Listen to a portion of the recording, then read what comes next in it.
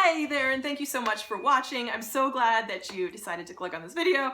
I just saw that Connie Porter had posted a collab called When Your Goals Collide, or What to Do When Goals Collide, and I thought I'm jumping on that bandwagon, and I'm so excited to kind of discuss that topic. I watched her video and I watched Kelly's video, Freedom in a Budget, and I will link all the other contributors I can find out, I know of, below. So thank you again for watching. This topic is particularly relevant for me because it's what I'm dealing with right now, and we all kind of deal with on a daily basis, I guess, to different degrees. For me, I started my channel 2 years ago with the idea under Dave Ramsey's plan that I would get out of debt as soon as possible, and I had in my mind, like in my like dreaming mind, that it would take about a year, and that still could have happened. But what happened in between 2 years ago and now is that my household income dropped dramatically and my housing costs doubled, and I went essentially from contributing not as much of my household, of my income to housing, to contributing over 50% of my take-home pay to housing, which, as Dave Ramsey teaches, is no good. However, what happened was keeping the house kind of took precedence over my desire to be debt-free. So the goal of staying in the house versus getting out of debt, staying in the house kind of won.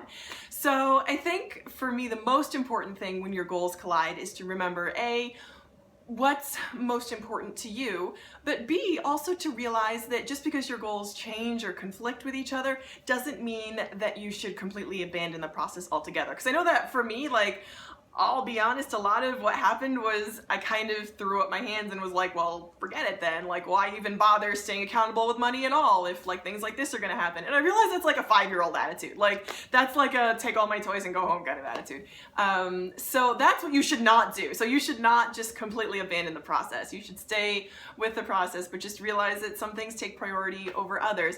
And you should also look for different ways to achieve your ultimate goals. So for me, ultimately being debt-free is my goal, and that's still something that I'm committed to achieving, but realize that there are other ways to do it. And along with that, what I'm kind of really interested in now is the idea of motivation and what motivates you. Because for me, I will achieve that goal of being debt-free, but it's going to take a lot more work on my part and a lot more planning and probably a lot longer than I thought. So I'm still motivated to do that though, and I'm just gonna need to work harder at it and be smarter and find other ways to get that done. So with the idea of motivation, I realized that I'm going to need a lot more motivation to achieve this goal that I thought was gonna be simpler than it actually is. So that's something that I'm really, really interested in, is how you keep yourself motivated. And that's something else that I wanna start to talk about on my channel.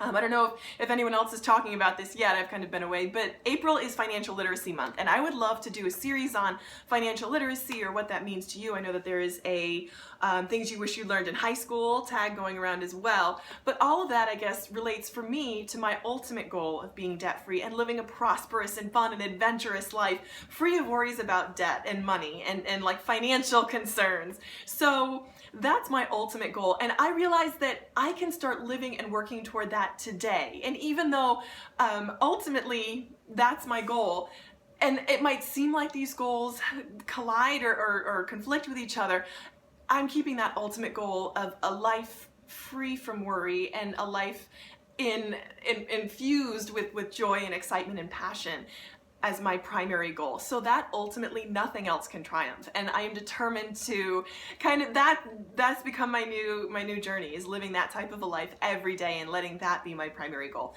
So thank you so much for watching this video. Again, I'll try to link the other contributors below, and I would love to hear how you deal with when your goals collide, because it's not easy, and all of us face different challenges and roadblocks to achieving our ultimate goals, but the important thing is to stay with it and to not give up the process entirely. So again, thank you so much for watching, and I would love to hear from you in the comments below. If you haven't and you would like to, please subscribe. I'd love to have you along for the journey. Thanks.